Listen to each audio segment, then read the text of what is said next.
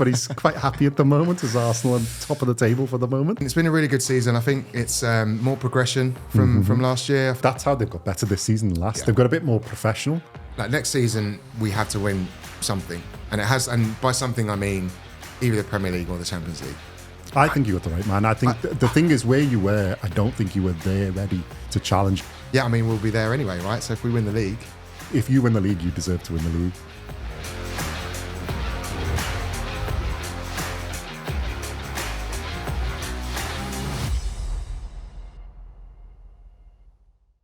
Welcome to FootyCast. Today we have a new special guest. Dominic, welcome to the podcast. Thank you very much. Thanks for having me. I'm sure you can guess what team he supports, but he's quite happy at the moment as Arsenal on top of the table for the moment. Yeah. And pretty close, although they have the light blue, sky blue team are a little bit pesky, shall we say. The light blue robots in Manchester. We're going for 4 in a row. Yeah. What's your thoughts on Arsenal's season? How do you think it's gone? I think it's been a really good season. I think it's more progression from last year. I feel like we're in a better spot than we were last year. We strengthened the squad. The signings from January last year onwards have been amazing. I think there's been some surprises. I don't think anyone expected Kai Havertz to be useful at all, let alone... Not on last year's performance, last season's performance. Not on his performances in this country. I think if you go back to his Leverkusen potential, and actually not even potential, was realised potential, I would say. If you go all the way back there and think about the reason why Chelsea bought him in the first place, then if you look at what he's doing now, it kind of makes sense. But everything in between doesn't make much sense. So, I think it's been an interesting season for us throughout. It's been we had a bit of a rubbish December, and we all know what happened with Villa and Bayern. But yeah, generally speaking, it's a good time to be an Arsenal fan. I would say so. Yeah. I think for me, the key thing, and it's obvious, but Mikel Arteta for me is a real football man.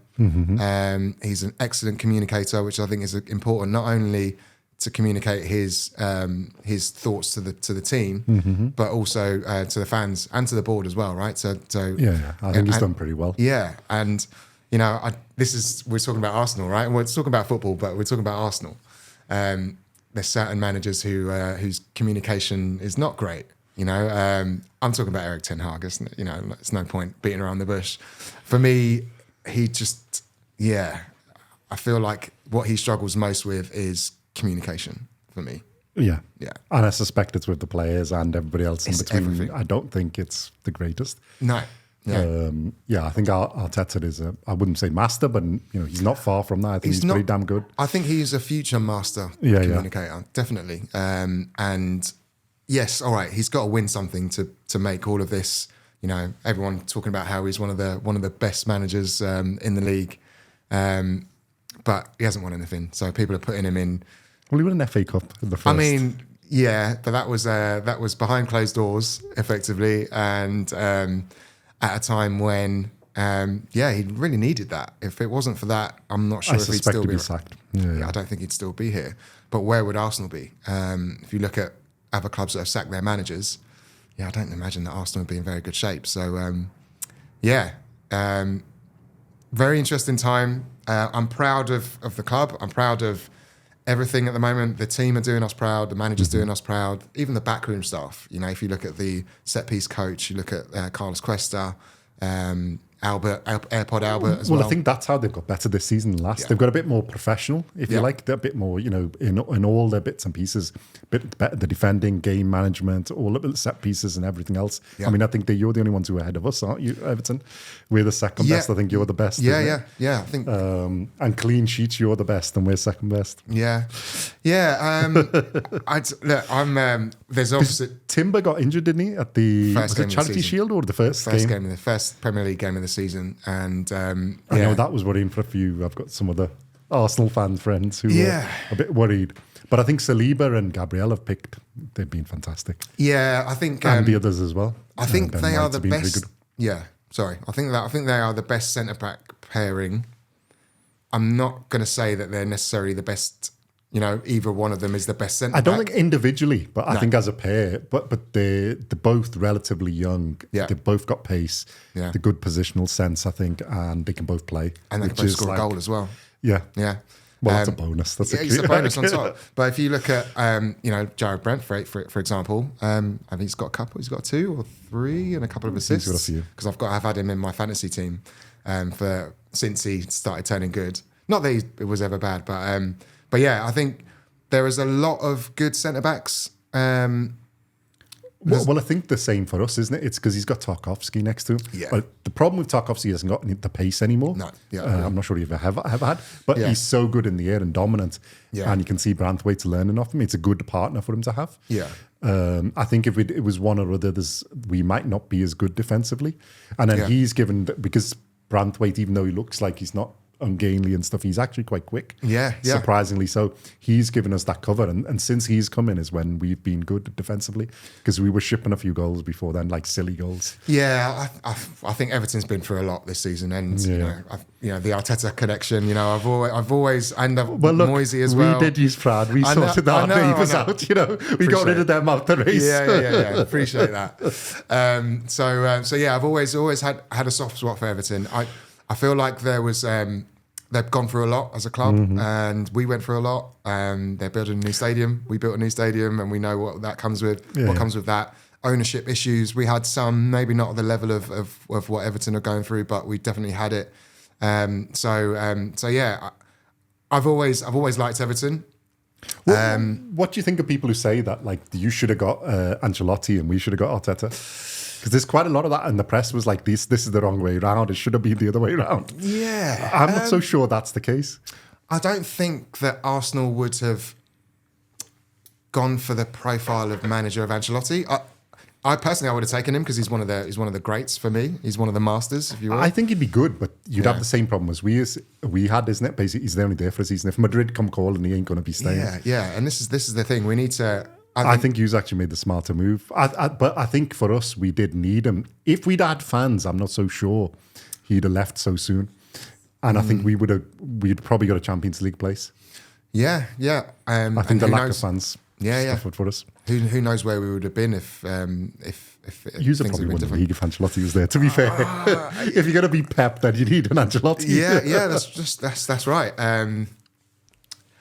A lot of people have said that to me. He's quite good. I've beaten both of them. Yeah. I mean, we've got to mention Klopp, I suppose, final season and all that. I think you got the right man. I think the thing is, where you were, I don't think you were there ready to challenge. You would have needed to get players, and you needed to develop them. And I think if you look, looking up from the outside, if you look at the development of your younger players this season from last, you can see that it's improving team. Because I had a chat with we were talking to one of my friends who's been on the podcast as well, the Arsenal fan, because he was basically when you weren't doing that well, and he was like, Arteta's. I said, give him time. I said, he's a student of Pep. I said, for him to instill his philosophy and get the players who can play it, or train them to be able to play it, I said, he ain't going to do that in a season or two. I said, once you get about 3-4 seasons in, I said, then you'll see the real Arsenal, real Arteta Arsenal. Yeah. But he did things very early that he needed to do, right? Like get the fans on side, build a good foundation for a club that everyone's united, all the staff, and things like like the way that they dress up the training ground, the way they dress the dressing rooms and away games, and he started to do. There was a lot to do. Yeah, you've got to give him time to do it, and I think because of his youth, he's been given the time to do it, and I think he has done a really, really good job. Yeah, you've got to win something. Yeah. But I think you will, because you've got to remember most of your players, even the defenders, are young. Whole squad and it's getting better. And then you can obviously improve the squad, which they have done well twice. So at least 2 seasons. So I think Odegaard used it, stolen from Real Madrid. Absolute steal. I can't think of anyone who's had a new signing that's come into the Premier League and in the short space of time at the age that he's at, all of a sudden become, in the brackets of, no one's saying that he's better than Kevin De Bruyne, but, his ceiling is as high, if not higher in some people's Well, opinions. De Bruyne is getting to the end. He's the 31, natural 32 now, isn't he? successor, isn't he? Yeah. I think that he doesn't play exactly the way De Bruyne does, but I mean to that like creative best midfielder, he's the next one coming across, because I don't know who else is. I don't think anybody else is that level. There are other good ones, but I don't think there's anybody at that level, and he probably is the one who can get to that, who has the high ceiling. Yeah, agree. If he continues. I think, and he has improved season on season. Yeah, I think United fans would say Bruno Fernandes, but if he can stay he's fit, a different kind of player. If he can stay fit, he's not bad. In his first season, he was even better. Yeah, agree. But purely creative. But I think, Bruno Fernandes is a little bit different type of midfielder. I think he's got a bit more. I think pure creativity, those two are the best. Yeah. And Tottenham fans will be talking about James Maddison. But, he's the one I was going to say, but again, I don't think he's at that level. I think if his problem is staying I think fit. Fernandes and Maddison a bit, it's the same. Both of them stay fit. Yeah. If Fernandes has a season like he had in the first season, because he scored like 25, 26 goals or some silliness for a midfielder. But United were better overall, top to bottom. Well, he carried them a load as well. Yeah, he did. And he's suffered for having other players around. We won't name names. Yeah, well, I won't. We're not talking about too much about Man United today, but I mean, we are off the back of beating them at their place, which I have to say, Old Trafford. It's a really, really good result. Yeah, Old Trafford has been a tough place. Having said that, I seen the first goal and thought, it's going to be 3 or 4. Now they're going to smash them. Yeah. I didn't see the rest of the game, so I don't know how, if you've missed chances or whatever's happened. But what happened was, Arteta said it in his post-match, that the goal was probably the worst thing that happened, because it then made us think, right, we've got the goal now. It galvanised Man United a little bit, and it put us into our shells a little bit. So we were kind of... You've got something to lose. They haven't now. Exactly. So we're being a bit tentative and, making safe side-to-side and backwards passes instead of those cutting passes that we would... And, no one was trying to drive through midfield. And when they were, Thomas Partey was a bit lethargic and a bit slow. Declan Rice still had a very good game, but by his standards, not quite the level that he normally reaches. Which in a game of that magnitude, if you look at his first game against United at the Emirates, he was big. He was all over the place in a good way in that game. And then I felt like he was quiet. We scored the goal, and then it was just I felt like it was kind of hold on now, which is. But you can understand that the nerves kick in and they are a young team, so and this is it. And a young manager as well, to be fair. Although I think he knows, because his Man City experience, about to get over the line. Yeah, but when as a manager, he's really inexperienced. Took us to a Champions League quarterfinal his first season in the Champions League as a manager. You got a bunch of players that had never played in the Champions League before, let alone played in a quarterfinal of the Champions League, let alone win the thing. So I think we've I wouldn't say massively overachieved, but we've overachieved, I would say, as a club the last couple of seasons. And I don't think this term bottle, you bottled it. I think last season you were it was a surprise a bit more of doing it. I don't think he's bottled it. It was just, it's one of those things. You're just up against the super team. Yeah. I think this season, the same thing. I think this season you haven't. I think you're probably at that level. Yeah. I think Liverpool were overachieving because of injuries and... Well, they had the injuries, but the people come in, played out of the skin. Yeah. So they've overachieved relatively. And then when the players have come back, they've taken a bit of time to come back. So they put them in, but suddenly they've dropped off a bit. And the ones who've been in are sort of at the end. You can only play out your skin for so long. Yeah. Then you come back to a level, and I think they've overachieved. Yeah. I think you guys are probably where you should be for this season. I think last year you were a little bit ahead of the curve. Yeah, I think we overachieved last year. I think I feel like we can do, like, next season we have to win something, and by something I mean either the Premier League or the Champions League. An FA Cup win or a League Cup win. Yeah. Not really. It's not really too fussed about that. Leave that for Man United. Well, yeah, yeah. I just, I kind of, I'll be supporting City in that final though, because, if they win FA Cup and we're not lucky enough to win the league, like as in Tottenham, we'll talk about that in a bit. then we get Community Shield again, which is another opportunity to we will finish second now if we don't win. I'll take Community Shield game against City and another chance to put a marker down in the early part of the season. But the hope is that we'll be there anyway, right? So if we win the league. And if you win the league, you're there anyway. If Man City win the FA Cup, if they win the league, then you want them to win the FA Cup. Yeah, then you exactly. guys are there. Yeah, I think I kind of want United to win the FA Cup as well in a way, because it means that it's more likely. Well, if you win the league, then you want them to win it. Yeah, exactly. Yeah. But if Man United can win something, then Ten Hag might get a stay of execution. But at the same time, I've got the way I see Brailsford while he's watching United games. I think he's just thinking, his mind's ticking over, like, who can we get in? And he may have even already decided, or Ratcliffe's decided who he's going to bring in. But I don't know. Well, have you got any thoughts on that? I mean, I know we're talking more about United than anything else, but Ten Hag. Well, I don't mind which one wins the league. I mean, it would be nice for a change, but half do have a thing that I want them to get forward in a row. And I predicted City to win the league in the first episode, so I'd like to be correct. But I don't mind. I think both. I think if you win the league, you deserve to win the league. I think if City win the league, they deserve their immense and that. In the FA Cup, I'm not sure United deserve to win anything. And I don't mean that in a bad way. I've been to Old Trafford. I don't mind watching them play and stuff. Well, back in when they were good. I think now, do they really deserve it? City do, because they are immense. City definitely deserve it. Man United don't deserve to win anything. How Liverpool let them beat them, I don't know. That was just that's the start of the downfall. What the hell they did there? I don't know what happened that day. That was a weird one, I thought.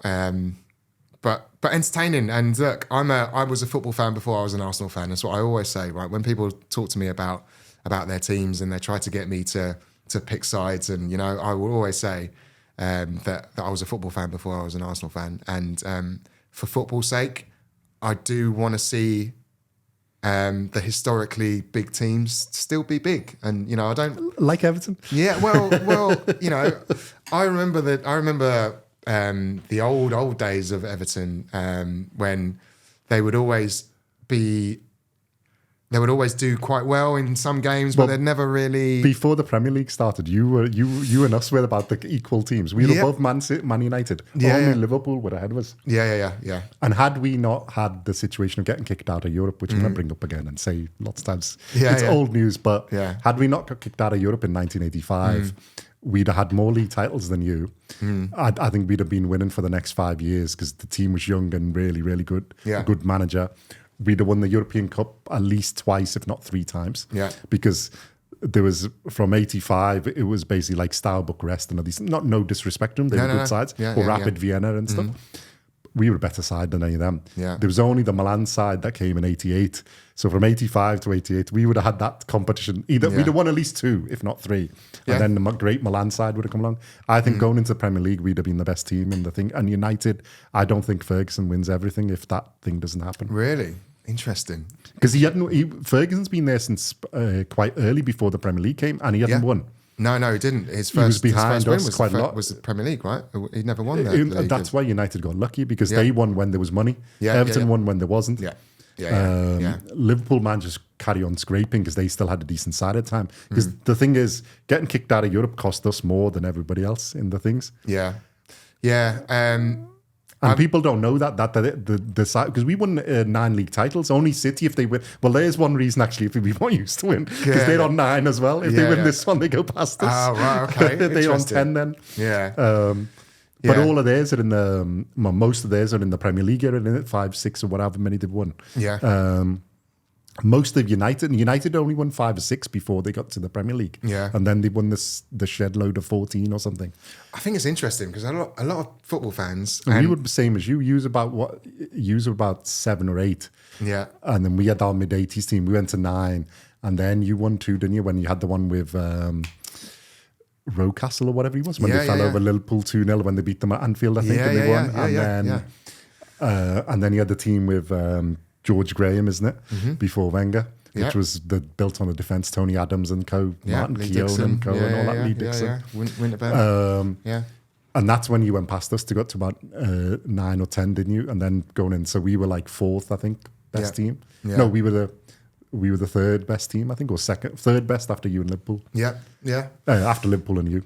I think it's crazy because I feel like there's a lot of football fans nowadays that have no idea that they're going about Everton and you think they don't know what it is. But they don't know that we got kicked out of Europe. A lot of fans. I mean, and again, no disrespect. It's the age you are, you don't know. But if you're 25 or anywhere between.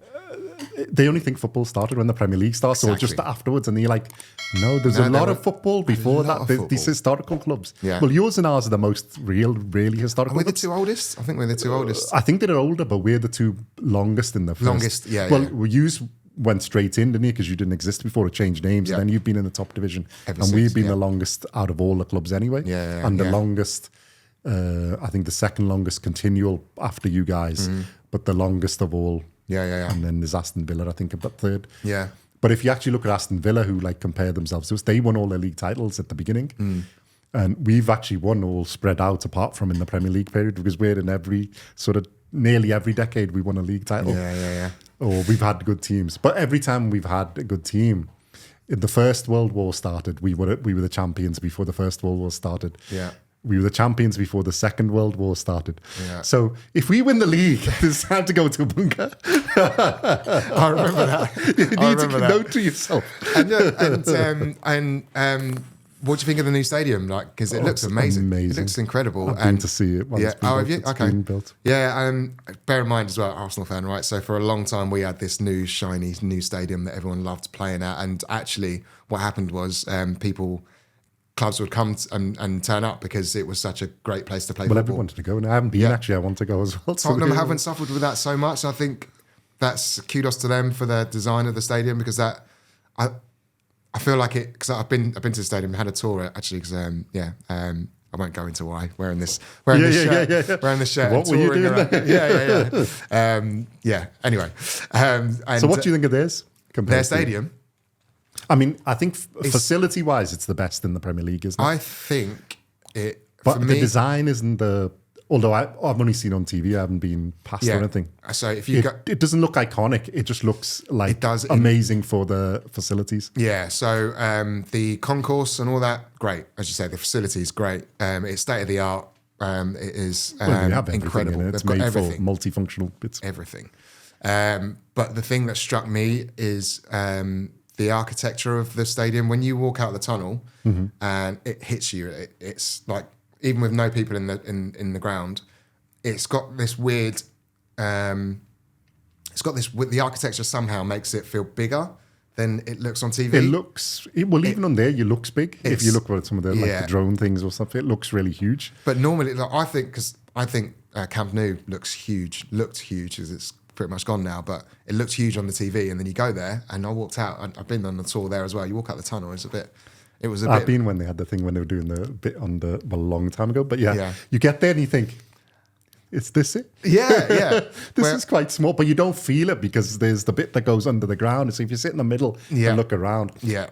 But obviously they're renovating it, so it's going to be immense. It's completely different now, and the way they've done it, there's not much of the DNA from the original stadium left back. The Bernabeu though, when you go to the Bernabeu, I haven't been, but so I haven't been to it since it's Somebody sent me a video from outside where they've walked past it with the new bit on it. Oh, it's amazing. And obviously we watched the games. So. Yeah. So Rio Ferdinand walked out there before, I think he was commentating on a game, and he walked out and it visibly, it catches him, he takes his glasses off and he's like, wow.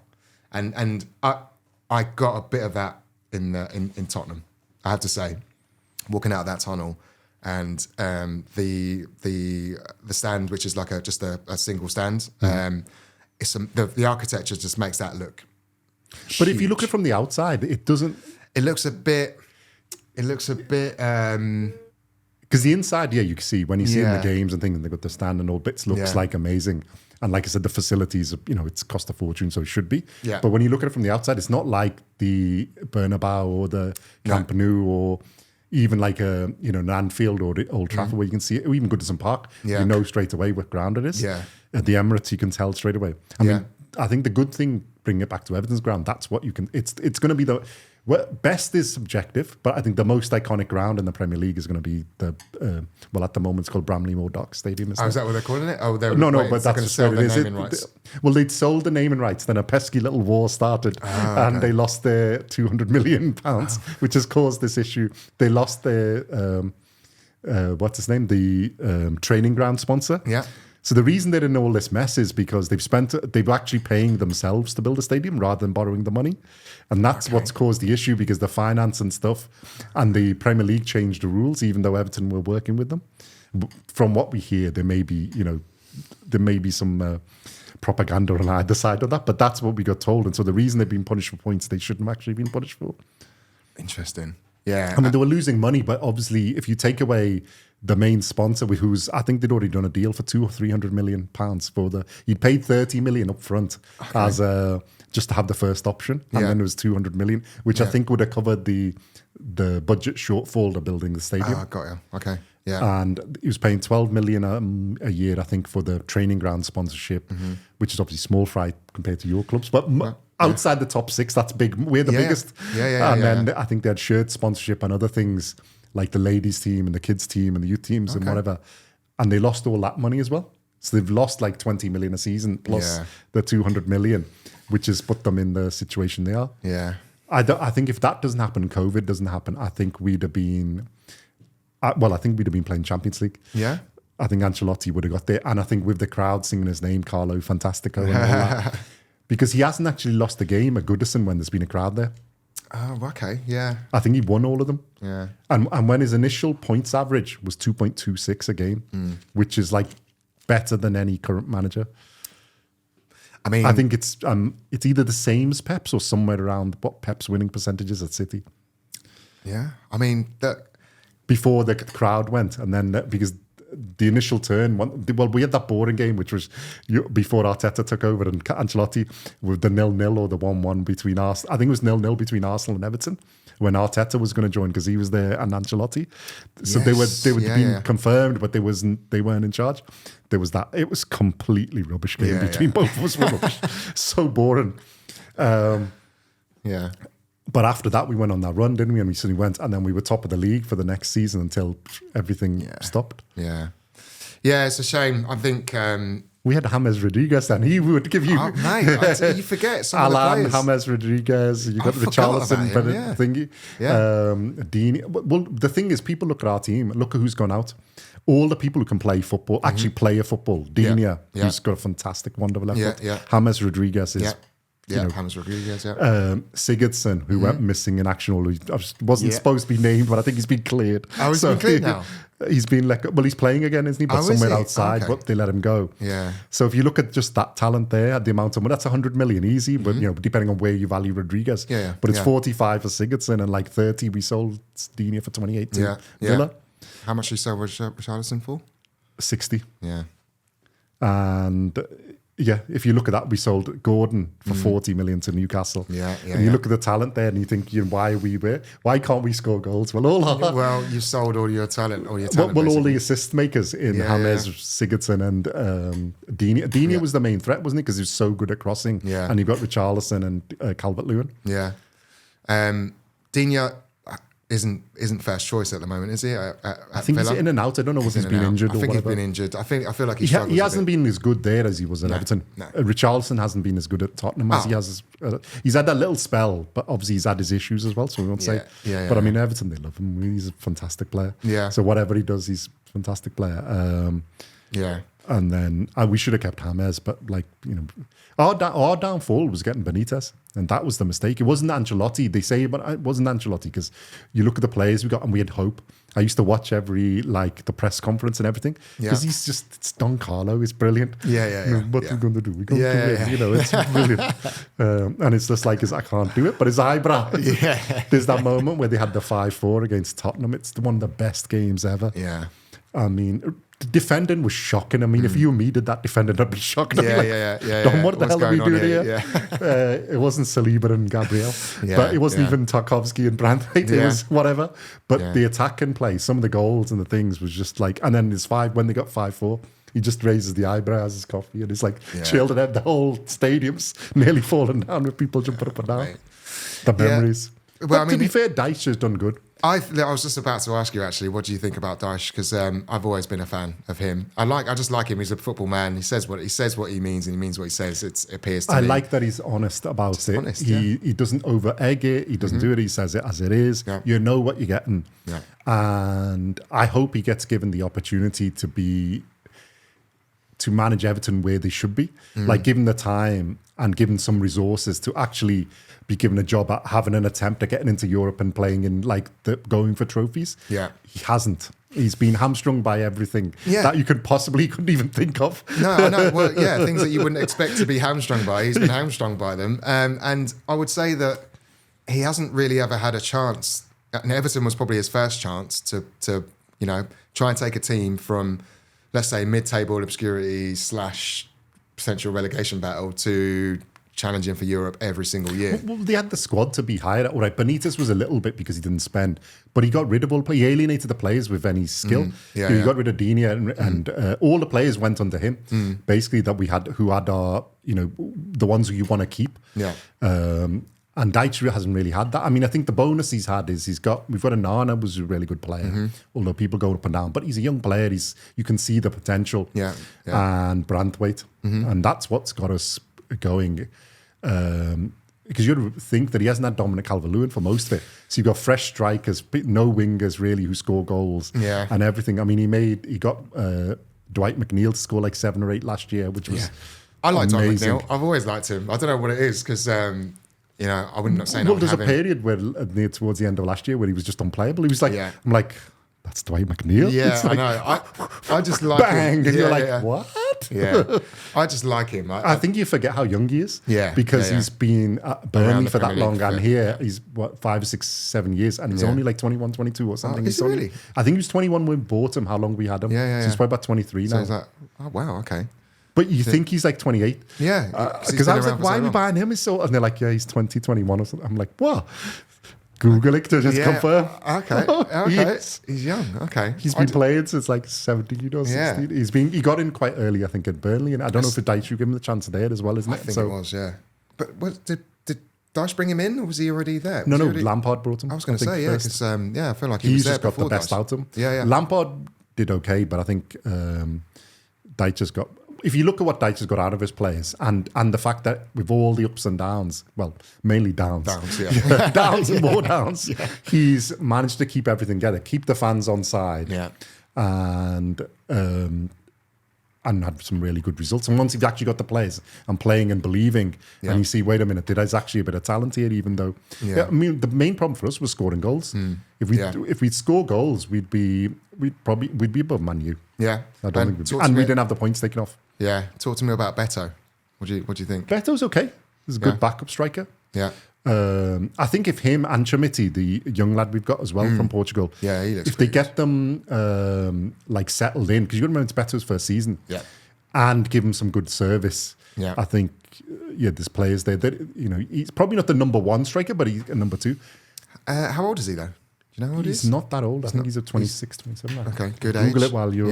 Yeah. They're all good age. Chamiti was 19 when he came in, so he was bought for development. Really, like you said, he would have sent them out on loan, but, needs must. Beggars can't be choosers. Yeah. So. Another difficult situation that Dyche has had to deal with, 26, yeah. Okay. So I think we got him at 25, isn't it? Yeah. So we haven't actually got a bad strike force. If you've got Dominic Calvert-Lewin, Beto and Chamiti, and they're all quick. I mean, Beto's really quick for a 6 foot, whatever, 4 or 5 inch guy he is. Because there's that one goal where he just goes past, he started behind and he goes past him and you think, we've actually got somebody who can run. Yeah. Wow. Yeah, it's, pace is very important, but at the same time, you think about... You've got the finishing, isn't it? A composure and finishing is the difference between the really, really class players and the less class players, should we say, is that composure. They don't lose their cool, and that's the ones who get the 20, 30, 40 goals, whereas... because our players get into position, they can do the hard part of getting there, even our wingers, but they haven't got the finishing to... the 7-8 goal rather than 20 goal where you need, they're not a Salah where he's going to get, or old Salah where he's going to get 20, 30 goals from the wing, or a Mane or whoever. And I think that's the thing we lack, because our midfield is actually quite mobile and capable. We've got some good players. The defence isn't bad. We probably need a right back because Patterson's always injured. Mikalenko's done quite good, but he's been injured in that. But if you actually put them, if you get a decent right back, we got a good goalkeeper, we got a good defence. Midfield is quite decent, energetic, and they're mobile, they're physical. Yeah, it's the forward line. It's not that they're bad, but we need more goals. Yeah, you need goals, and look, Dominic Calvert-Lewin, which Carlo He needs Ancelotti service. but Carlo Ancelotti brought him out of himself, right? Well, he got 20 always, goals. Yeah, on he him. was all And 6 potential. assists. Yeah, he was all potential for ages, right? And then it was this whole one shot, first touch finishes, and and that kind of Ancelotti seemingly single handedly brought it out of him. Obviously, he had good service around him as well, but. To see, it'd be great to see him back to a level, because, I mean, how many more years of Harry Kane have England got? Who's next in line? He was knocking on the door, wasn't he? He was the favourite to be there. And I think if you actually got him fully, if he stops getting injured and you give him good service, he's unplayable in the air. That leap on him is just like, you remember he did that against Liverpool, and like he's like 2 foot higher than their best player. And it's not the first time he's done it. No. But you had Digne and James Rodriguez and Sigurdsson and Gomez when he was good. Yeah. Putting the ball in, it's a different level of, if you had a Kevin De Bruyne giving him the ball, I think he'd score a fair few goals. No, you're right. And you or mentioned an Odegaard or somebody who can deliver. So you mentioned Gomez there, Andre Gomez, another player that I just like. I don't know what it is about, certain players that you just like the way they play. He's a nice guy. Yeah, and the leg break, I still have memories of that. I've got memories. I don't know, do you remember David Boost? Do you remember the David Boost leg break from, I think he was Coventry. Coventry. Yeah, a long time ago. It was in the paper and his leg was like that. I struggle with that. Anytime Aaron Ramsey had a bad one as well, where, his leg's hanging off. I just... I feel for Andre Gomez because I feel like can you ever really be you never recover. You're always going to be worried, aren't you? And I think Gomez has struggled because there's a bit where there's a game against Liverpool, where we had in the derby where he basically ran the game. He was the best player on the pitch. Yeah. And we should have got a draw out of it. We probably should have won, but we missed some chances. And we should have got a draw. And then we had that goal where Origi scored it, or whoever scored it on the line. Yeah. I saw it. And they got the result. Day. Yeah. Which he didn't deserve, and it sort of took away from the game. In the 2 derbies in that year, he was the best player. Yeah, and he basically ran the midfield. But then he had Garner around him, didn't he? Young Garner, old Garner is brilliant. Young Garner was like just run you can't get past him. He was second only to Kante the defensive as a defensive midfielder. Yeah. And then Gomez was giving him a bit more freedom. Leicester, he had legs around him, and then you watch him play. He was brilliant. Control it, his passing and the things. And then Son's done him and just ruined him. Yeah, it's pesky Tottenham players. Yeah, do you blame Son for that? Yes. Interesting. Because he did it in retaliation, fair enough, but he did it on purpose, and his red card shouldn't have been rescinded. I don't blame. He's not that kind of player. We know that he's not a nasty player. He's a really nice guy. I'm a fan of Son, so let's be fair. Yeah. But in that thing, he shouldn't have had his red card taken because he retaliated and did it. And basically, you've killed our best player, and nobody really, the media and stuff don't really care. And you killed. At the time, he was our best midfielder. Yeah. And he's never ever recovered. Really, he has flashes where you think, "Wow, he's back," but then the next game he hasn't got it there, and I think it's ruined the career of a really, really good footballer because of Valencia or wherever he was when he went to Barcelona. It's brilliant. Yeah. He probably needs to go back to another league like that. And I think he's probably going to leave at the end of this season because he's on about 120 grand a week, isn't he? So we can't afford Crazy it. Money. Crazy but money. I love the guy. He's brilliant. He just looks like a model, plays. He's really nice. He's composed. Yeah. He's actually quite good at the e-gaming, isn't it? Oh, okay. Which I didn't know, but they seen him on and he battered the other team like 6-2 or 6-0. It's crazy actually how you for players, for clubs, when you support a club, you kind of, because you were telling me stuff about Everton players that I had no idea about. But then I think about it, like, why would I? I know about only know about my Arsenal. Teams, I can go into detail about what the Arsenal players do and what they're interested in, and how they married or they got kids. You just kind of get into that. But yeah, I didn't know that about Andre Gomez. But a lot of players, and I think something that people don't understand is how much time players have on their hands. Like we think that they're professional footballers and they train every day, and but they have a lot of days. They play 2 games a week. Mental health is a big thing, isn't it? I think that's one of the things. He's had it, like said, Richarlison's come out and said it. Yeah. But there's a few of them, isn't it? And then if you get injured and your team's losing all the time, it's going to be nice. Isn't it? If you're winning, you got to go it's to work. relatively easy. Well, you've got the pressure then of winning because you've got to win, and then you've got 60,000, 40,000, whatever fans behind you. Yeah. and you've got to train against the guys. So it's still hard from that point of view, but it's easier if you're winning. Yeah, 100%. If you're losing and you've got to go to, you're going to get moaned at by 40,000 people. Yeah. And, and people outside, they're not happy in that. Whereas if you're winning, they're all like, all right, mate, how you doing? Or whatever but it is. Even in the training ground, like imagine going to a training ground and if you're a losing club and you've lost 5 in a row and, the manager's under pressure and your striker's not scoring and, you're not creating chances. It must be a horrible existence being a footballer in that environment for an extended period of time. Let alone, for seasons. I think it takes a lot of mental toughness to come back and do it. And I think that's where Sean Dyche deserves a lot of thing, because even when they were on that run where they're losing a load of games, the points have been taken, everybody's on a downer. Yeah. He's managed to keep it there and pull it out at the end of the season. I think it's a fantastic achievement. I know there were people moaning, but I was like, who are you going to get? Yeah. We're in the situation we're in. We've got the perfect manager. He is the best man for the job. I don't want to change him. They're like, plays long ball. No, he doesn't. He plays what he can with the resources he's got. Yeah.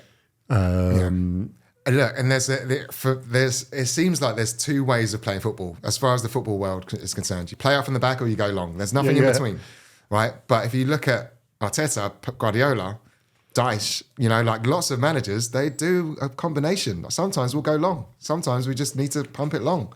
Not very often, but sometimes we'll just go long with it. You've got, this is probably a good thing anyway. Managers, why? In my opinion, Ancelotti is the best manager in all, and why? There's a saying he said. He goes, a quote. It was basically like, he goes, when you're in defensive formation, there's a lot of information. You've got to convey it to the players. They should know what to do because it's tactical, strategic. You got to be in the positioning. He goes, but when they attack, you shouldn't be telling them what to do. They should be allowed to go and do what they've got to do. He goes, there's a lot of young coaches now give too much information to the players. And he goes, you're taking the creativity of the game. Yeah. And if you look at Real Madrid, if you've got Vinicius Junior, Rodrigo, Bellingham, why are they so good? Because they're unpredictable. Yeah. Why are they unpredictable? Because he's basically, when you're attacking, you're off the leash. Go and do what you do. You know how to do it. I ain't going to teach you how to do this. Defensively, you look at the shape and the things that you can see as tactics, but you don't need to be set pieces as well. So obviously, Arsenal do very well with attacking set pieces, but also defensively. But you don't necessarily give them. You probably give them a few options for an attacking set piece. But then it's up to them to come deliver. Yeah, you can set up. That's why you've got coaches and stuff. Yeah, so you coach that. But in general play, you just let them. If your play's good, passing it out from the back. Even passing it out from the back, And I think it's really interesting how there are clubs that are doing really well and they do a combination. Then you've got clubs that are like Sheffield United and Burnley are good examples, right? They're like, well, more Burnley than Sheffield United, but they're like, we play out from the back. That's how we play. Company's very clear on that, and that's how we do it. And I don't care if we're losing, we lose, we're going to get relegated, but it's fine. We're going to carry on playing out from the back. And I admire that to a certain extent, but I also think you have to be pragmatic. You have to be, you have to play the hand you're being dealt. You can't just say one size fits all. A few of the managers say you've got to win. Yeah, I've seen a lot of games. I don't know what your opinion on this. I'll ask because I'm intrigued. Yeah. You see a lot of games, right, where a team can be rubbish, but they win. Yeah. And then everybody's like, we played really well today. We've done this. I'm thinking, we deserve to win. No, we scraped that one, really. We didn't play that well. Yeah. And then there's games where they play really well, but you lose. Yeah. And you're thinking, actually, we've hit the woodwork twice. We've, missed the chances, whatever. We've been, in general play, we've been fantastic, but you lose. And everybody's on a downer. Oh, we rubbish today. Get the manager out, get this out. Yeah. And it annoys me a little bit because you should assess the performance without the result. And then, obviously, the result makes it better. Yeah. Yeah. It's a results-driven business, right? So, the goal is to win. But it's also an entertainment business. Yeah. So, I always say when I watch Arsenal that first thing is put in a good performance, right? Yeah. Perform well. And you should win. But make sure you put yourself in a position to be good to win the game. You don't want to, if you're too tentative and not trying things like we were in the second half at United. Then you run the risk, and it's difficult to watch. But again, it's a show business. It's an entertainment business as much as it is a results-driven business. So the best teams and the best managers find a good balance. And Mourinho's Chelsea 1-0 wins all over the place. Scraped wins all over the place. Park the bus, be difficult to beat. If you keep a clean sheet, you won't lose. So that's I get that mentality. But nobody really moans about it. They're like, yeah, but you won. Yeah. And actually, they weren't the greatest to watch in some. No. Yeah, some games because the results and the excitement of the result. But if you actually watch the football, it's not Man City or or Arsenal. Even to be fair, the play. Even Wenger's Arsenal. It was. You didn't mind that where they were because the football was really good. I mean, I'd watch them then because you think it's fantastic. Yeah. Henry and whatever Van Persie, not Van Persie, the other one, Van Persie as well for a bit, but Bergkamp and the other winger, the French winger, Perez. And everybody, the team was... Yeah. Henry, Bergkamp, Perez, Lundberg, Lundberg as well, and all of that was brilliant. It was a time, for me, I became an Arsenal fan because of Ian Wright. So Ian Wright I loved Ian Wright. I loved him when he was at Palace, and then when he went to Arsenal, and it was like, right, that's my team now. Yeah. And then Henry comes along and just kind of turns it up a level. We win everything. We go season unbeaten, and I just think that era of Arsenal and Man United dominance, basically. I think it was that we shared. Well, it was United, and you're the first ones that put a flag in the because they got obviously. I think United's thing was when they got sold Cantona from Leeds. Leeds should be just banned from the league for selling Cantona. Yeah, I know what they were thinking. I don't mind Leeds, but who the hell sells your best player for peanuts to them? Well, if your best player wants to leave as well, sometimes you haven't really got a choice, right? You can not let him go. Howard Wilkinson didn't like him. Yeah. And I don't think they appreciated what they had. And that was the guy that won them league. Because Leeds never really did anything afterwards. They tried. They spent loads of money, but they never really got anywhere. No. He was the guy who won them league, and he's the guy who won Man United the league. Yeah. Because that was the missing ingredient that pushed them over the edge. Yeah. And then they didn't look back. And then Wenger came and then brought Arsenal to there. Because I think it was the end of sort of George Graham's bit, and that's when they got good. And then... Yeah. And Wenger, I mean, you got to give Wenger his props for bringing what he did to the league, and the nutrition and sports science and all of that. It wasn't really... he moved it on a huge amount. Massively. And football today wouldn't be the way it is if it wasn't for that, in this country anyway. I think other countries were starting to look at it differently, maybe. Well, I think some did have before, but I think he brought it here, and then that's what's made the Premier League. Yeah. As much as Man United's success, I think it's that bit of his professionalism, his time in it, and keeping Arsenal there has made him... it pushed everybody else to be, wait a minute, we need to look at this, we need to do this as well. Because I don't think United were doing it. I think Ferguson or one of the players seen an interview where they were like, no. And they were doing this, and we looked like, what the... I remember watching an interview with Alan Shearer, and it was on Match of the Day, and it was like, right, what do you eat before a game? And he was like, chicken and beans. I was just like, I mean, that's not bad, but, it's still, at the time, I was a bit like, okay. No consideration. Chicken and beans works. Yeah, I mean, it's not the worst. I used to eat that for training. Yeah. I think I did for a while because I played for Luton Town up until age of 15. And, I must have been 12, 13 when I heard Alan Shearer say that. And I tried it for a bit. But that was the level, that now if you ask a footballer what they eat, they would just tell you that their nutritionist is giving them a plan for when to They'll eat, what to eat. And a nutritionist. Yeah. So I think it's great. I mean, look, it's performance but do you think that it's gone better? Because one of the things I have, like, watch Premier League, everybody goes, it's the best league. Is it though? I don't think it is. I don't know if it is anymore. Because I'm a fan of skill more than the physical bit. And I think we've actually gone back to what we were in the British League before, is where it was a more physical league. Yeah. It's not that there isn't skill there, and they'd have some very, very skillful players, De Bruyne, Odegaard, etc. I think there's a couple of teams who play a bit different. But it's the pace and the physicality of the teams. I mean, we're one of them, physical team, not so pacey, but physical. But it isn't the skill level, because if you watch, like, I used to be a Barcelona fan, obviously, of all them teams, of the Pep team there. That's probably the greatest team of all time. Yeah. Although I'm not so sure, because I used to watch Milan before that. Yeah, and the Milan of Arrigo Sacchi, and then what's who's the England manager? The Italian in England manager. Capello came on and then took it on. And then obviously Ancelotti had it. The football was like, and their teams, just the players' names and the things and everything, they were brilliant. Yeah. I think for me, the 1985 Everton team, because it was brilliant, although most people probably don't remember. No, but I was 3. in 84, we were like, at the end of 1983, I think we were 17th position. 84, we won the cup. In the next year, we won the league, and we won it with a record points total at the time. I think we were over 90 points. Yeah. And we won the European Cup Winners' Cup, and we should have won the FA Cup apart from the timing nonsense that United managed to get it. Yeah. But we should have been the first team to do the treble on it.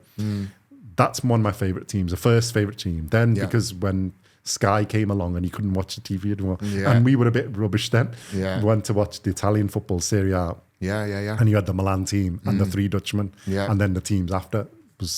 That's my second, like the best team of all time. And then you have I think the Barcelona team is the 3, I think. Yeah. But I think the Milan is probably the best out of them, even and more than I think the Milan team would beat, not the best, I think the Barcelona team is the best in pure football. Yeah. But I think the Milan team would beat them both. I think Barcelona probably better to watch. AC Milan team's better at winning. Better at winning, but to come back to your original point around skill, I think 100%, if you think about the most skillful players that have played football ever, right? Ronaldinho, Robinho.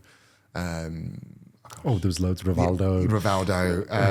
Fenomeno. The original Ronaldo. Even some of the stuff that, the elegance of Zidane, and, that if you look around football today, we don't have many of those kind of crazy, like never seen that before moments. Like even Soccer AM, Saturday morning soccer. I don't know if you watch much Soccer AM. I don't know. I used to watch it back in the day when it was finished now. It's gone now. But back in the day, I used to have Showboat. And Showboat was a bit of the show where it would just basically be 3 minutes of just skill. And they would just, but nowadays I'm like, Martin Odegaard did a little step over the other day, and, he does quite a few step overs, quite skillful. But I'm trying to think of like those skillful moments that happen in the Premier League nowadays. Well, the thing is, this is like, if you look at world-class players, like, we've done this with some of this. How many do you think they are? All right, you go to Man City. They've got Haaland. De Bruyne. Bernardo Silva probably is, although I'm not sure he's that rated, but you've got 2. Rodri is as a defensive midfielder, but, the goalkeeper, Edison, is... Kyle Walker is... Nathan Ake. Yeah. But that's Man City, right? Let's leave them out of there. Like, even if you go to Liverpool, you got Alisson, Van Dijk was, it may be if now, but say and Salah is probably the 3 in their team. Who would you say there's anybody else who's world class? Trent Alexander-Arnold. But it depends what you define him as. If you define him as his passing and his playmaking, as defending, no. Not that he's a good right back. He's just not. He's not world class right back. He's not Kyle Walker. No. I think but passing and otherwise, they're a different type of right back, and it's weird because Ben White kind of sits somewhere in between the two, where Ben White inverts very well. And goes down the line quite well. Probably arguably better than Kyle Walker does. Because what Kyle Walker's pace does for him is gets him out of trouble. It rarely gets them into good positions. Do you know what I mean? I think they defend attacking wise, he doesn't use his. I don't think he really needs to, but he does go sometimes. But the Kyle Walker's their insurance policy. He's the one who saved him, because it's when he was half injured and Vinicius basically tortured him, which was like, I thought this is a bit tight on Kyle Walker because he wasn't there, and then he got rid of him, and then Vinicius just destroyed them. When he's there and he's been fully fit, he's controlled it, and he controls most of those guys, Mbappe and him and Co. But I think he's just exceptional pace. In one-on-one, he's probably one of the best fullbacks in the world. I can't think of probably anyone the best fullback. I can't think of anyone better. I don't know if there's any centre-backs better. But, people... One-on-one pace defending, he's the best. Yeah.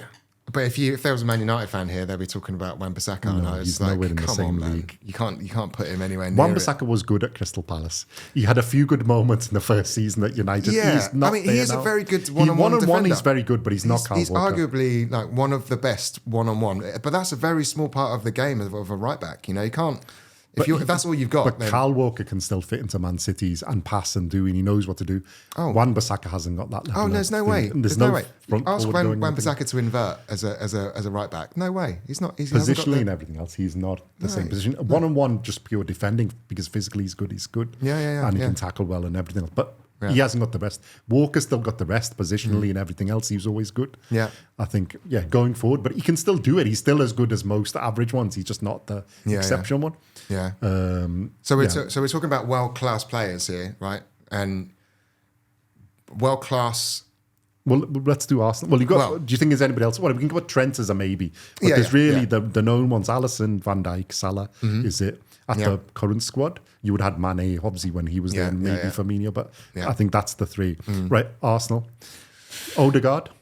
But is he, I think he is world class. I think and he's on his way to. I think he needs I wouldn't argue with that. Yeah. I think he needs to win something. I think is Saka. Well, we didn't even mention Foden at City.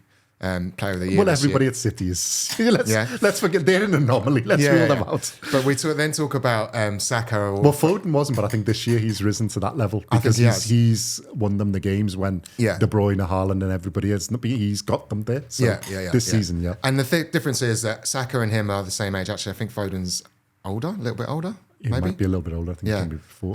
But Saka's been carrying Arsenal for a long time. He's in a not as good a team, so it's understandable that might be the case.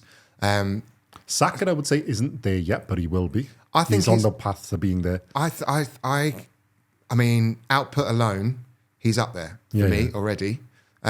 Is he one of the best wingers in the world?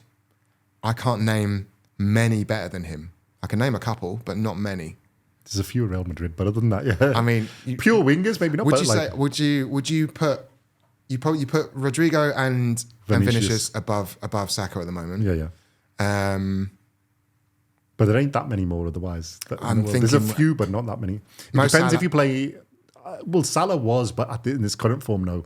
Right, so we can't really say... We have that debate on this channel a bit, because we have a... You've seen it. Yeah, I have. But, Salah, historically, yes, but I think if you're going to buy one, Saka is the one you'd buy because of his age and youth, and he's going to... And his potential, he's not at this full ceiling yet. He's still got room to grow. And durability as well. I mean, he's played majority of games, he's like 97% of games. Very usually good in them. I think a little bit more to come from him, and I think, he's world-class category. Yeah. You've got a few who can be. Yeah. Like if Kai Havertz gets back to what he was and does it, if he does it consistently for a season, in one position, not necessarily one position, but a predominantly in one position, because let's not forget, he scored 14 goals, and most of the season he was playing as a left eight. So as a striker,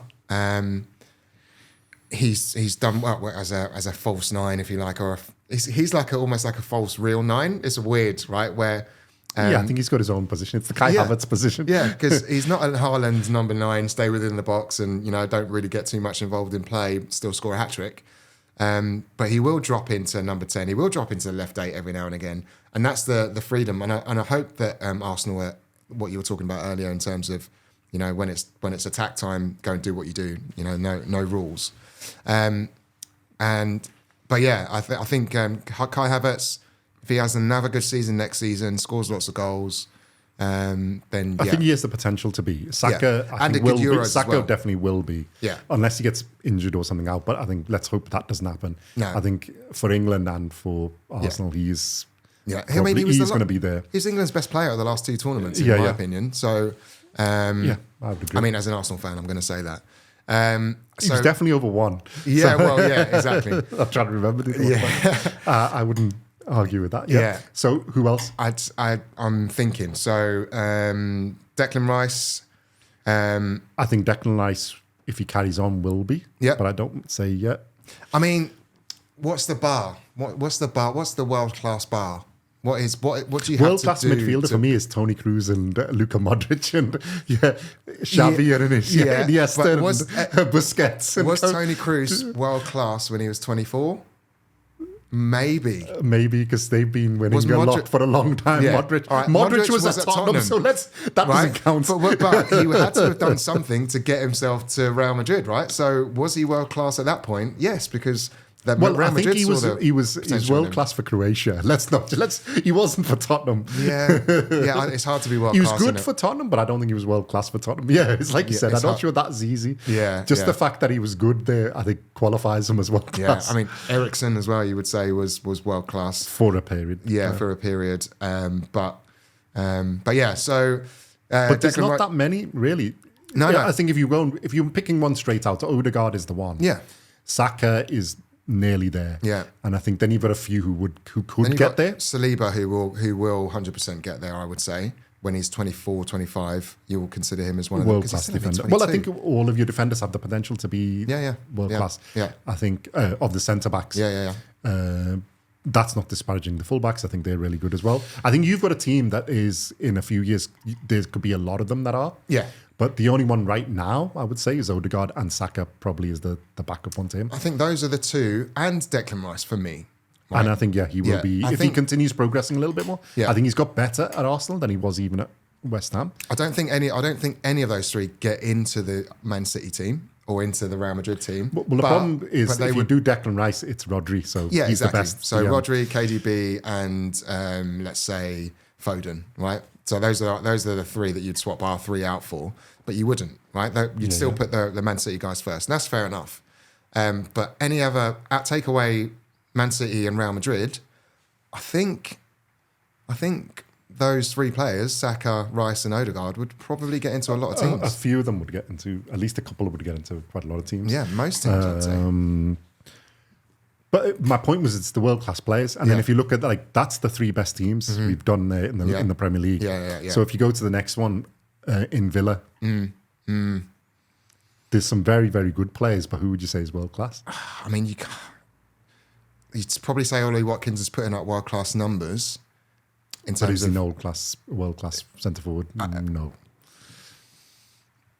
No. I don't think he's been there long enough yet to do it. He could, but not yet. But he's 28, so, if you're not world-class, if you're not world-class at 28, then you're probably he's not a very good player, don't get me wrong, and they've got a lot of very good players, but I can't off the top of my head think of any that are world-class. No one springs immediately to mind to be world-class right now. Villa do have...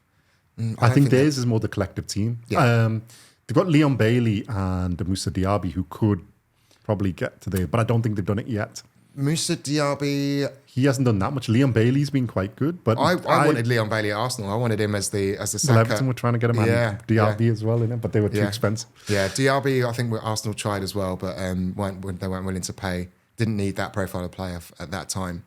But Arsenal never talked about Bailey. I would take Bailey. I would take Bailey as Saka competition. But yeah,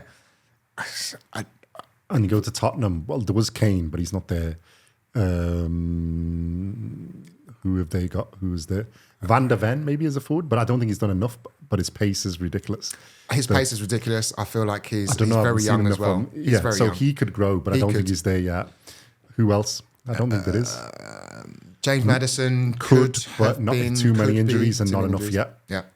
Richarlison, if he lived out his form, but he hasn't. He's been rubbish there. I don't like his temperament. I don't like it. I know he's been through a lot, and we won't get into that. But I just don't. I don't. He hasn't been at Tottenham. He hasn't been that level of player. No. So he's not. He's Brazil number 9. He has been good at Brazil, but not as good as could be. And I think he's out of the next one. And he's had too many injuries. So that's the 5th. Then you go down like 6th level. Who's 6th at the moment? I can't remember who's 6th. Is it? I feel like it would be. Bring up the table so we get it accurate, isn't it? Yeah. Tottenham. We don't worry about these teams below. No, I know. Where about these? Newcastle. So Bruno Guimaraes, but I don't think he is. Again, it really depends. You can't. I mean, he's had what? 2. They've got good players. They've got him. Isak is good, but again, is he? Would you say he's world class? I think he could be again. I think he's one who can get there, but I don't think he is yet. I don't think he is yet. I think he can be that. Again, he's quite young. He's 24. Yeah, they've got Anthony Gordon could get there. I think he's growing, but he needs to grow a couple more. He's got good. I've listened to him talk a bit, and he's got good mentality. Good seems to have a good head on his shoulders. So it should be Snake who left us. But anyway. No. To be honest, in the position we were in, I can understand why he's left. Yeah. Not happy about it, but I can understand why he's left and the opportunity and stuff. So, but he is a fantastic player, so he can be really, really good. Yeah, it's like Wazza leaving. You can't begrudge him trying to go to what he believes is a bigger club that has better chance of playing in the big games. I would always argue that you should maybe try and stay at your boyhood club and try and turn that into a club. Especially if you're as good a player as Gordon is, maybe. I think a lot of our finances messed it up. I think if they'd had sorted that out, I don't think they'd have sold him. Yeah. Or he wanted to leave, but I don't think then he'd have wanted to leave if they knew they were on the way up, the new stadium coming and everything. Yeah. So I think that's more our fault than his. Yeah. And the managerial changes didn't help. But I think in there you could see he was a fantastic. He didn't score enough goals at us, but you could see the play. There's one of the games where he hit the woodwork 4 times in one of the. He was a kid. Ancelotti played him. Yeah, he was only a kid then as well. He was a kid. You had the left back and him, and we had the French left back on Nkunku, but not the good Nkunkus, but one of the other ones. Yeah. And him and Gordon just basically ripped the left side, destroyed the other team. How he didn't score, I don't know, because he hit the post and the crossbar and everything. But I think he was trying too hard. Yeah. But you could see that so they're really good, but I don't think there's anybody world class. Isak is probably the closest, but I don't think he's probably a bit of injuries and stuff. He's not there yet. Yeah, no, I agree. Chelsea have got loads, but but I mean, Chelsea have got loads with world-class price tags. Yeah, have they got any players that are have actually any performed delivered this season on that level? I don't think so. No. And I'm not even going to name anyone in there. There's no one that's even close this season. Cole Palmer, but you can't. He's a Man City player, really. Yeah, well, there you go. He's the only one who's been really good, but I don't think any of them are there yet. Man United. I would say that Casemiro was, but till he came to Manchester United. Till he came to Man United and they ruined him. Sorry, I couldn't resist that one. Just ignore it. No, but you're right. It's true. Man United. Bruno Fernandes is probably the only one who is close, but I don't think he's been in this first season. He was. I don't think he is. Because I don't think he's as good for Portugal as he was in the first season he came to United. He was brilliant. As much as I hated him, he was brilliant. He was really annoying. I think he's a very good player. But I don't think he has world-class temperament. I don't think he has world-class mentality. Yeah, I feel like he's a captain of Man United and he's just not being a captain. He's a bit too temperamental. You can understand the will to win, but he's a bit too much overplace, and his diving and stuff is ridiculous. Yeah. Complaining, diving for no reason, and it's. And like, if you look at Martin Odegaard, if you compare those two as the captains of two big clubs, right, and you look at Odegaard when we lose a match, and you look at Bruno Fernandes when Man United lose a match, or when they're not, even during the match, and it's not going well. He just looks like he's fed up and frustrated and everything. He can't be bothered. Martin Odegaard is always like trying to push and even if we lose the game, he's doing a lap of honour.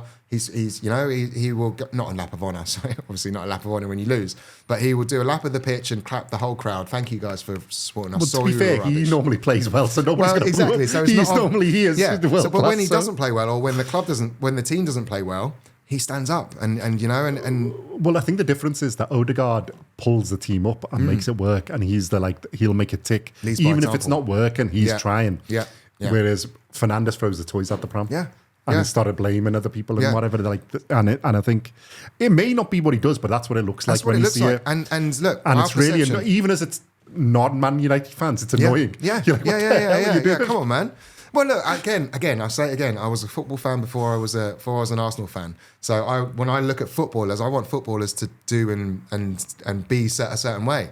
And I'm sorry, Bruno Fernandes. Yeah, not the one for me. He rubs you up the wrong way, isn't it? 100%. All right, and then you got West Ham, Brighton, Bournemouth. So really, then we're going down. There's not really. If you look at the top, that's the top 8 teams. Yeah, we've said Man City got loads, but if you look at the 2 other biggest clubs, you've only got 1, maybe 2 each. Liverpool got 3, say. Yeah. And that's about it. And I always make the point, when Serie A was in the 90s, you had like Fiorentina, had Batistuta, had Careca, had every team had at least 3 or 4 world-class players. Yeah. And if not more, and they had brilliant teams. And it was like the top 6, 7, 8 were full of like fantastic players. Because Batistuta is one of the best strikers of all time. If you're talking about world-class striker. There's none of the ones we've mentioned. Even Haaland was... I'm not sure he's that much better than Batistuta was at this peak. And that was the 6th, 7th level low team. That was lower than the teams we've mentioned. That's smaller club relatively than all of them. Yeah. And if you look at Milan, they had the 3 Dutchmen. You had the German side, who had the 3 Germans, Bremer and Matthias and Klinsmann. Yeah. Yep. World class, all of them, and the other players were world class. And you've got Juventus with what they had, Baggio, Del Piero, and co. I don't think the Premier League is there, and I think it has been better when you had Henry, Perez, Ljungberg, and co. Ronaldo, Rooney, and co. At like Man United, Van Nistelrooy and co. I don't think that it's. For all the money it's got, I don't think that it's the football level in terms of technique has got better. I think in terms of like results-based, like efficiency, the pace, the physicality, everything is like, obviously we've said about the diet is gone off the charts. But in pure football enjoyment, I think there's not that, like you said, there's not the techers. No. The techers has gone out the window a bit. Techers has gone out. You see a bit with like De Bruyne and stuff, but it's not the Ronaldinho stuff where you go, I've never seen. I want to go out and do that. How did they do that? And I think, and I don't know if you've noticed this, that if the children aren't into it as much now. It's hard to get them, like, hard to get my son to watch a game unless they go like it's Real Madrid and do this or that's a shame. And I don't know how do you kind of fix that? You know, it's a difficult one because it's a generational thing. It's like this generation doesn't seem to care about the same things that the last generation did, or the one before that even. And I think it just comes down to opportunity. So when I was a kid, Saturdays and Sundays were football. That was it. To play every day. The first thing we do, come home after school homework, get a homework done, get changed, eat, do a homework so the food goes down. Then basically 4 hours of football every day. Yeah, and this is playing, right? Yeah. But then for me, you played for the team and stuff. Or we were just playing in like even on. You want to get your mates and play outside. Yeah. But even watching as well, right? So you had the Italian football that we got to watch, as we were talking about earlier, 4 or S4C, whatever it was. Yeah, and that was at a time where we only had 4 channels/5. So you didn't have much choice unless you had Sky or cable. So you know, everyone was kind of forced into these things that you had to watch. Like Top of the Pops. You know, we all used to watch Top of the Pops because there was nothing else on. That was the best thing on TV at that time. But I don't know about you, but I don't know who your heroes were, but when we watched, like, obviously we had at the time, Everton and Liverpool were 2 best clubs. Liverpool was the best. So when you start to understand, so that's like basically the end of 1983-84 season is the one we can remember. Yeah. But we thought football was easy because you were like, we won the FA Cup, we won the league. Yeah. We basically used to win every game. Yeah. And you like and annihilate teams. You know, we beat Man United 5-2 at our ground, and then we beat Liverpool a few times. Yeah. And everybody else, we just thought this is what it is. You just win. You know, this is what our club, this is what Everton does. Unfortunately, we found out late now that it isn't the case. But for that period of time, they were just, you know, win the league. We had the season we should have done the double, but we messed up. Then we had won the league again. You won we were in Wembley every year for the Charity Shield, and we won 4 of them. Yeah. And we were in for 3 or 4 seasons in a row. We were in the FA Cup final, the Milk Cup final as well. And you think this is all it is. Yeah. And then Sky came along and it went messed up. But then we got the Italian football and you're watching, you know, the Van Basten, pull it. But you wanted to go and do that. Yeah. And now I'm thinking, who can you show? But it's Haaland, maybe Mbappe, but we don't see enough of him. No. There's not really that many. De Bruyne, right? But that's a bit older. But you don't see that Ronaldinho skill. No. Or there's no Neymar now, you know, he's gone to Saudi. Neymar was the closest. That was the last one, I think, of that old thing. Yeah. And that's the one that actually wants to make you play football because you're like, I want to be like him or do the things and skills. But we had Baggio, Del Piero. Yeah. You had Maradona. He was he was at the beginning in 86 because we seen him in the 86 World Cup final. You had seen the. Yeah. I think it's a little bit of that's gone and it's become a bit too commercial. Sky-fied too much of it. The money's there. I mean, Man City you can see and it's enjoyable, but even then you look. I mean, I like in the Champions League. I like watching Madrid because they have a little bit of that because you see Vinicius doing those things. Yeah, Rodrigo, Bellingham has been absolutely fantastic. I mean, and I feel like we are seeing the fruits of St George's Park. You know, with Bellingham. Bellingham's, you know. But then you look at Saka and Foden and, you know, the other young English... What do you think of, well, it might be harsh for you, but Lamine, whatever his name is, Yamin Lamal? Yeah. Yeah. What do I think of him? He's fantastic as well. I think he has got the potential... he's very young, 18? 17, 18, 16, 17, 18, something like that. Really young. I feel like he'll go all the way. Good player.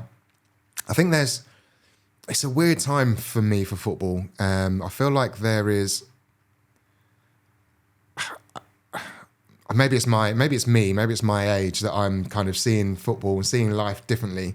I feel like there is not, like I don't see a dynasty on the horizon in the way that you had, obviously the City dynasty is still kind of going, but I think when that one ends, then there should be a few other clubs. It'll be interesting. Well, it's probably another podcast because we get into that, what United are going to do, what Liverpool are going to do, and everybody else. Because obviously, we probably need to touch on anyway. Klopp leaving. Yeah. Do you think that's the end of Liverpool's one, or do you think? I think Slot will. I think Slot coming in will. I don't think he'll be great in his first season. If he is, then I'll be very surprised because even Guardiola wasn't great in his first season. No one really is. Do you think it's going to be the same as United had after Ferguson, as Hughes had after Wenger, where they don't have the continuation? No, I don't Liverpool think so. did before have the boot room and they had the continuity, but then even them after the last period, they haven't really had the great manager until I think Klopp's built his thing, but it is quite a unique Klopp thing. So how do you think he's going to follow? So I think, and I'm stealing this from someone else, another content creator. Sorry, I can't think of the name right now. Borrowing. Yeah, I'm borrowing this from another content creator. But the position that the clubs are in, and you're not comparing apples and apples when you talk about Arsenal and United after Wenger and Ferguson. The position that Liverpool are in, that the kind of where the club is at the moment, is in a better place than where Arsenal was when Wenger left, and where United was for different reasons. Arsenal and Wenger was because Wenger had started to lose the dressing room, started to lose the fans, the board. He stayed a few seasons too long. Stayed too long. I think he did I think the building the stadium cost them winning more titles because 100%. He was balancing the books and he always did. And I think as still making top running a club, he was amazing. Some of his top 4 finishes were just, with what he had, was just amazing. Yeah, he deserves. And there was no director of football, there was no Edu, there was no Dan Ashcroft or whatever. No people like that would kind of pull in strings in the boardroom. And kind of the link between the board and the so I think there was more rebuilding there, but what I mean is to follow the style, because fans get used to that's what Arsenal is. That's what Liverpool fans think Liverpool is now with Klopp, and he really adapted it. I think he's made it his own. A bit like like Ferguson at United, and I think that's what the biggest problem United have had is Ferguson, because they can't get somebody who will do the same thing. Whoever was going to come was always going to struggle. No, and that's what I mean. So you went from that kind of managed the whole club with Arsene Wenger and Alex Ferguson to now the setups are very much technical director and then it's a coach really, isn't it, more than I think. But still, you've got to follow that, have that connection with the fans, have all the things, Yeah, I mean, they're not. Slot is not going to be Klopp in the first season. It's just not going to happen. But I feel like there will be a bit more continuity than there was for Arsene Wenger and Alex Ferguson, and they will. I think the transition will be easier. I feel like as long as he's a good communicator, which he's Dutch, right? He's Dutch. I think so. Fine old coach, isn't he? Yeah. I mean, Dutch coaches haven't done so well at communicating in the Premier League. I mean, has a Dutch manager ever won the Premier League? I don't think so. I don't think so. So, the most celebrated was probably the one who went to Man United, isn't it? Van Gaal. Yeah, he didn't win. The same thing. I think there was a bit tough than Ten Hag. And he wasn't a very good communicator in English. Yeah. That's a part of the problem for me is that that what's normal for a Dutch manager doesn't translate very well, but Slot seems to be a little bit different from Van Gaal. They say that he's a bit more. He's supposed to be good at. I don't know that much about him, obviously, until the name came out, and then everybody's googled it. I haven't had a chance to Google it, so I've already seen that he's come. But there seems to be that he's a bit more. He's a bit Klopp-esque type, although I think he's got his own style of everything. Yeah. Liverpool always seem to be quite good at that, like following on. They don't have as long a hiccup as normal, but it depends on obviously the players, and it's whether Salah's still there, Van Dijk's the same player, and the others. But I think they may be okay because they're already sort of in transition. Yeah. Like I said, they overachieved this season, but they're already in transition. So yeah. But then again, I know that. But that can be bad as well. Yeah, so, exactly. Because you don't get that bounce. Yeah.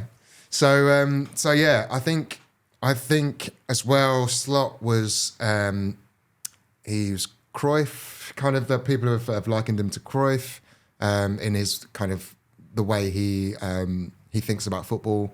He's supposed to be like a new Guardiola. Is Cruyff, isn't he? Guardiola is Cruyff. Yeah, really. exactly. They're all following that. Yeah.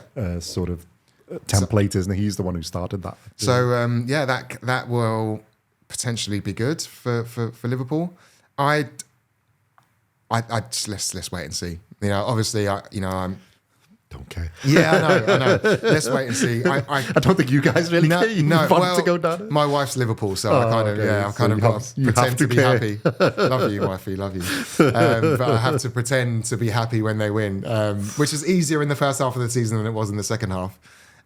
So yeah. But I feel like they'll be all right. They'll be good. I hope they're good. Because I want this league to be the best league in the world again.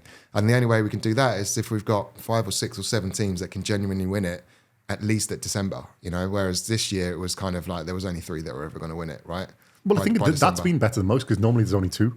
Most seasons it's been Liverpool and Man City, really, isn't it? Yeah. Most of it. And then you guys have popped up last season and this season, I think, fantastic. I mean, that's why I wanted you to win because I was thinking, at least keep it to the last game. It's exciting. Yeah, exactly. Keep it going. Because ours is sort of done now. We've got you. We'll just be like, Arteta old school. Yeah. Don't really have the 3 points. Just keep it to 3 goals. Yeah. Unless you need the goal difference, then do whatever you need. Yeah. So it's Arsenal against Everton on the last day of the season. What are your thoughts about how Everton will approach that game? I'm not sure, even as a fan, because do we want... It's probably more exciting if you guys win. Do we just don't want to get hammered? Yeah. But then half says Deitch doesn't really deserve like a hammering. Yeah. And we might actually, because we're free of everything, the shackles and everything, we might actually play quite well. Yeah, I think you will. will. Go for a draw or something. I don't think we'll beat you, but we might get a draw. You never know. I mean, I feel we might make it quite tough, but you should win, really. We should, but we haven't been great at home. Yeah. We've been better, well, not better away, but we've had, we've had lots of good away results, away clean sheets, a record of away clean sheets. Home hasn't been so good for us. I think it'll be a nervy one because, there'll be, I can't imagine that City are going to do anything other than... If you do good one against the United, we might give you a good game. If you sort of go to shells a bit, we score. We could do. Yeah. Although set piece wise, that's our main weapon. You're quite good on them. So that's probably not going to help. The same goes both ways, right? So we're both really good at set pieces, defending and attacking. So it could end up being a stalemate from that perspective. And then it's all about who creates better and who creates better chances that's going to be used. Who takes them probably. Although you never know, we sometimes pull a bolt out the blue. Yeah, it's true. But we've got Trossard. So Trossard seems to just be just out of popping nowhere. up and getting goals. And again, I'm stealing this from Clive from The Vision, who he said that Trossard is basically Lundberg. Right, so if you think about, quite just skillful, go both feet, would score from anywhere and would just take the shot on, not really think about it too much. But he's got a bit that niggliness and that aggression as well. He's not just a pure lightweight flair player. He's got a bit annoying, bit, but in a nice way, not like a Neil Mopey way. Oh yeah, no, not like a Mopey way. Less said about him. Yeah, exactly. So I'm confident that we will turn out for the last game. I also think that Everton will make it difficult for us. I think we'll scrape a win, if I'm being completely honest. I don't think we'll get a clean sheet. I think you guys will score. Yeah. I think we ain't that brilliant that we can outplay you, but I think we can make it a hard game.